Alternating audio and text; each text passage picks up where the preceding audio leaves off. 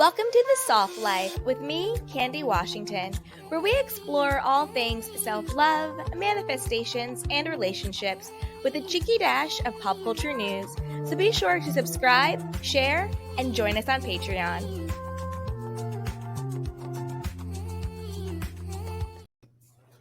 Welcome back, everyone, to The Soft Life with me, Candy Washington. So before we dive into today's episode, which is really how to create your dream life, how to create a luxurious mindset using this one question, and I promise you it is such a powerful question. You're going to want to stick around to hear it. But before we dive in, be sure to like, subscribe, and share, rate, and review wherever you listen or watch. It's a great and free way to support the show. Also, grab your free manifestation and self-love guide and get on our weekly self-love newsletter. Grab the Miracle Manifestation and Affirmations Journal at Amazon.com. And if you need additional support, grab some manifestation courses, shop the Soft Life collection, all down below. Head over to candywashington.com/courses for all of the info. So with that, you guys, let's dive right on in. So let's do a little bit of background first. So when I say creating your dream life, what I mean by that is creating a life that you authentically love, because it's going to look different for different people. Some people want mansions and fancy cars and designer clothes and millions of dollars, and that is amazing and great. Some people want to live on a farm with animals, a slower life. That is also very great. Some people want children, some people want to be married, some people don't want children, some people want to be single. Whatever your authentic dream life is, that is what I want for you. So before anything, I would get out a journal and just allow yourself to journal on what would the ideal day look like in my perfect dream life. Don't think about what Instagram is telling you, what your friends are telling you, what your family is telling you, what TikTok is telling you. Just sit back and breathe and allow yourself to relax and dream. And then from that place, that knowingness, moving forward, I want you to start implementing this one question into your mental diet, into your mental lifestyle. And by mental diet and lifestyle, what I mean is the thoughts that you think, the questions you ask, your mindfulness practices, okay?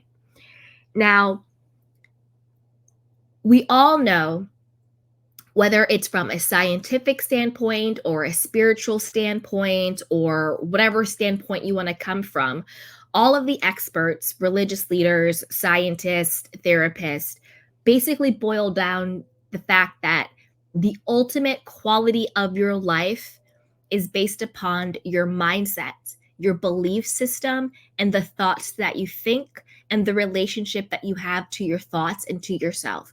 Who do you believe you are, and how do you believe this world shows up for you? What is your belief system? Do you believe things work out for you? Do you believe you deserve happiness and love and abundance? Or do you think you're the type of person that nothing works out for? You're the type of person that nobody could love. You're the type of person that can never have abundance, or whatever it is that you want. The quality of your life is always rooted in your mindset, the thoughts that you think, who you believe you are, and what you believe you can be, do, or have.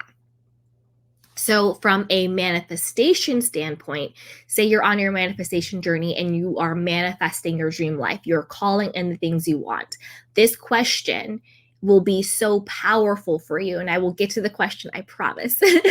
But this question, it will be so powerful because, as we know, whether you believe in the law of assumption, that your beliefs becomes things, that hardens into facts, or you're more of a law of attraction person, like attracts like. So who you are, who you're being will call in.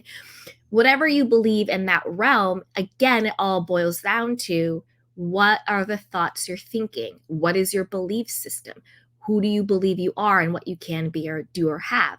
So from a manifestation standpoint, this question will be crucial, okay? Now, from a mental wellness standpoint, say you're not really focused on, quote, manifesting your dream life. You just want a better mind. You just want a healthier mind. You just want a easier relationship with your thoughts and your belief system. Because remember, your thoughts can be your best friend or your worst enemy. You can feel anxiety, depression, you could feel stuck, you could feel paralyzed, you could feel unworthy, low self-esteem, and those are all rooted in your beliefs and the thoughts that you think. If you're thinking the worst case scenario on a loop, you might have a lot of anxiety. If you are living in the past unpleasant moments and you're playing those on a loop, you might live in depression. If you feel unsure about yourself and, thinking bad things and projecting bad things, you might feel stuck. You might feel paralyzed, If you feel you're not good enough, you're unworthy because of A, B, C, or D, you might have low self-esteem and do self-harm, whether it's physical, mental, or emotional to yourself. And that's all rooted in the thoughts that you think and the belief system that you have about who you are and what you are worthy of having in your life. So whether or not you are on your manifestation journey, or you just want a better relationship with your thoughts because you are on your own mental wellness journey, or both, this question is a game changer. And it will help you create your dream life. It will help you have more peace and joy. And most of all, it will give you autonomy over the thoughts that you think. Because remember, you are the thinker of your thoughts. You are not your thoughts. Observe your thoughts. The true power lies in creating an authoritative yet compassionate relationship with your own thoughts. You are the authority on your thoughts. That's why you can change them. If you are thinking about a pink buffalo and you say, I don't want to think about that, I want to think about a yellow buffalo, you can. So who was the voice, who was the essence that made that decision to switch to thinking about something else? That is your higher self. That is the true you. That is the observer of you. So if you can change your thoughts, if you have the power to change something, that means you are more powerful than it is. That means you are the authority over it. So your true power is taking back your authority over your thoughts. And the question is, am I willing to live with the consequences of this thought? Now, I did not come up with this question. I can't remember where I heard it from. If I had remembered it, I would credit the person or wherever I heard this from. So I don't want to take credit for coming up with this question because I did hear it someplace else. So I want to be very clear on that because I don't want to plagiarize somebody else's, beautiful beautiful insight. But when I heard it, it totally shook me to my core because that truly is what it's all about. If you have a thought that is telling you, I'm not good enough, I'm not lovable, I'm not worthy, worst case scenario, going over fights and things that have happened in the past, breakups or heartache over and over and over again in your mind, you need to stop and you need to think, am I willing to live with the consequences of this thought? Because the consequence of that thought is that you're going to continue to be unhappy, unloved, not because you're unlovable, but because you believe you're unlovable. Not having success in life, not getting the abundance in life, not getting the dream life, whatever that means to you, to come into fruition. So you have to get to a point in your life where you start asking yourself, am I willing to live with the consequences of this thought? If your thoughts are, I am more than enough, everything works out for me, you're thinking about happy memories, you're visualizing the next level of your life and it feels good, you feel love, you feel success, you feel abundance, you feel happy, you feel joy, you feel powerful, then hell yes, I am willing to live with the consequences of those thoughts, because those thoughts means I get to have what I want, how I want it, and when I want it, and who I want it with, because I am the operant power of my reality, because I am the observer of my thoughts, because I am the authority of me, because I am worthy to be, do, and have anything that I want in this life, because I am good enough. So when you find yourself thinking thoughts over and over and over again, whether they are good or whether they are bad, whether they are negative, whether they are positive, I don't truly even like to use this is a bad thought or this is a good thought or this is a negative thought or this is a positive thought. I more like to think of it more as, is this thought something that I want to experience in my life? Because thoughts aren't really negative or positive. They're only, quote, negative or positive depending on if that is what you want to experience in your life. So if you have a thought telling you, don't start the business because businesses are so hard, you're not smart enough, businesses fail unless you have all of this or that. Are you willing to live with the consequence of believing that you're not good enough to start a business, that you're not worthy, of looking back at your life and regretting never having taken the risk, Or are you having thoughts of, don't go on those dating apps, you need to lose 10 pounds, or you're this age, no guy wants this, or you're a single mom, no guy wants to have a woman who already has kids, or you're damaged, or you're this, blah, blah, blah, blah. Are you willing to live with the consequences of believing that you're unlovable? Not finding love, not finding a partner, not experiencing that beautiful relationship and romantic love that you inherently deserve in this life. Are you willing to live your life with those consequences? Or are you ready to take your power back and say, I am not willing to live with the consequences of thinking that I am not good enough, that I am not worthy, that I am not valuable, that I am not lovable. I am not willing to live with those consequences of those thoughts. Therefore, I take my power back. I take authority over my mind and my thoughts.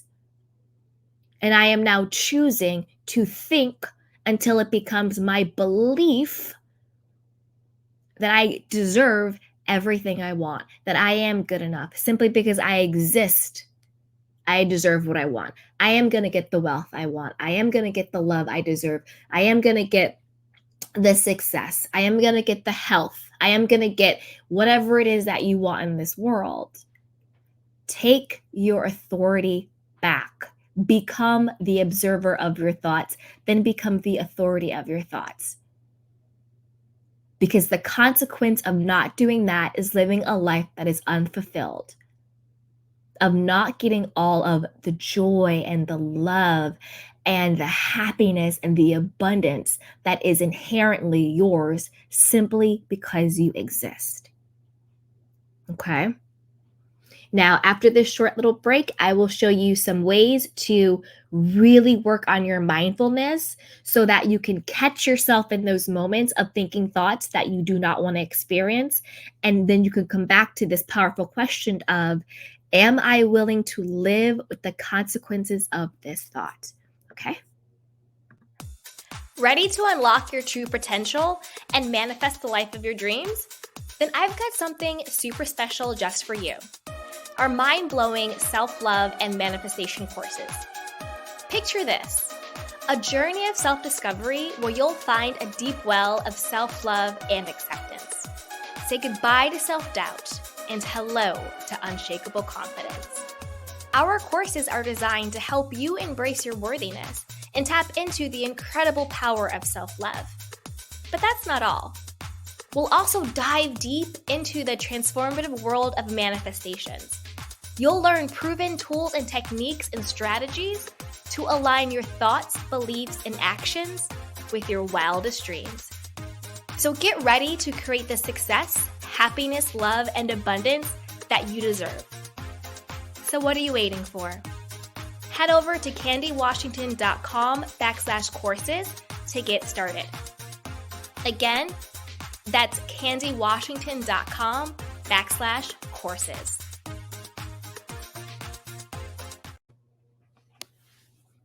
Okay, you guys. So here are some ways to cultivate mindfulness. And what I mean by mindfulness is just being in the present moment, regulating your nervous system, calming down, and being present. So you can really harness the power of the present moment, because that's really the only power you have is in the now. So then you can start choosing and making choices and responding rather than being on autopilot, rather than reacting, rather than just floating through life without actually being present, experiencing life, and choosing the life that you want. So, of course, some tools you can do is meditation is great, silencing the mind, being quiet, going inward. Journaling is great, walking in nature, calming yourself, moving your body, whether it's through dance or some type of stretching exercise, doing a digital detox, turning off the screens, turning off the apps, the TV, the social media, getting a therapist that you trust or a spiritual leader or a life coach, some type of guidance. But I do think that there is something very powerful with getting a licensed professional therapist. I think that's also really great too. Being in support groups or a community that you trust. Be careful with this. You don't want to get involved in any cult type things. So you want to really use your discernment. And if anything feels off, it is off. So just be careful whether it's with a therapist, a spiritual leader, a life coach, or a support group or a community. Just be careful, because you want to make sure that who you're getting guidance from is a healthy person who has your best interest in mind. And any groups you join, make sure that those groups are also healthy groups that has everybody best interest in mind. Okay, we have to stay safe when we're seeking guidance from people. Even me, even on my podcast, if I say something that resonates with you, great. If it doesn't, leave it. Not everything is for everyone. And remember, you are always the authority on you. You have the final say. So if your intuition kicks in and something feels off, it is off. Don't doubt yourself. Honor yourself. Okay. You can also use breath work to cultivate mindfulness. Just breathe in, focus on your breathing, get quiet so you can hear that voice in your mind. So in all of these tools and techniques, the true purpose of them is to get a little bit of space and a little bit of distance between you, your higher self, and the thoughts that you're thinking. Because within that space and distance is clarity. That's where, and then when you get that clarity, when you get that calmness, when you get that space and distance, then you can take your power back and start choosing. Okay? You can also be creative. You can do singing and pottery and dance and draw and paint. And then also do active listening. So don't just be in your own head with your thoughts running, waiting to respond to somebody. Actually calm your mind, calm your thoughts, and hold space for someone and listen to them as they talk to you. So you listen to understand, not to respond. That is practicing mindfulness and emotional intelligence, and it will actually make you be able to respond from a place of power rather than a place of usually wounding or triggering, trying to prove your point or trying to be right. Do body scans, sit or lay down and just go from the top of your head. Send, loving light to your body, to all over it. Just calm down and just connect back to yourself. And then also slow eating. And by slow eating, I mean more intentional. Sit down with your meal. Don't rush through it. Turn off the screens. Have a conversation with someone or sit with yourself and really enjoy your food. So being mindful is really listening to your intuition, creating space and distance between your thoughts, slowing down, being present, and being able to create your life rather than react to your life. So again, the most powerful question you can ask yourself to start creating a life that you love, to start healing and creating a safe mental space in your own mind is, am I willing to live with the consequences of this thought? And if that answer is no, take a deep breath, take your power back, and choose a thought. Choose a different thought, choose a better thought, choose a thought that you actually want to experience in this world, that you want to call into your life, because you have that power. And do it as often as you need to. We are constantly thinking, so this is not a one-time thing. This now becomes your mental lifestyle. Am I willing to live with the consequences of this thought? And that answer better be yes. So as always, I like to leave with saying, don't forget to celebrate the small wins and leverage gratitude. Don't wait for something, quote, big to happen. Every day, enjoy your life. Every day, find things to be happy about, things to celebrate, things to love about yourself, things to explore about yourself, date yourself, do all of that. And just practice gratitude, love on you, and know that no matter where you are or who you are in life, it is not too late. It's not too early. You're not too much. You're not too little. You are worthy and deserving and lovable exactly as you are and exactly who you are. So as always, I love you guys, and be sure to like, subscribe, and share. Join our free newsletter and check out our courses down below. So with that, you guys, I will see you next time. I love you. Bye. Welcome to The Soft Life with me, Candy Washington, where we explore all things self-love, manifestations, and relationships with a cheeky dash of pop culture news. So be sure to subscribe, share, and join us on Patreon.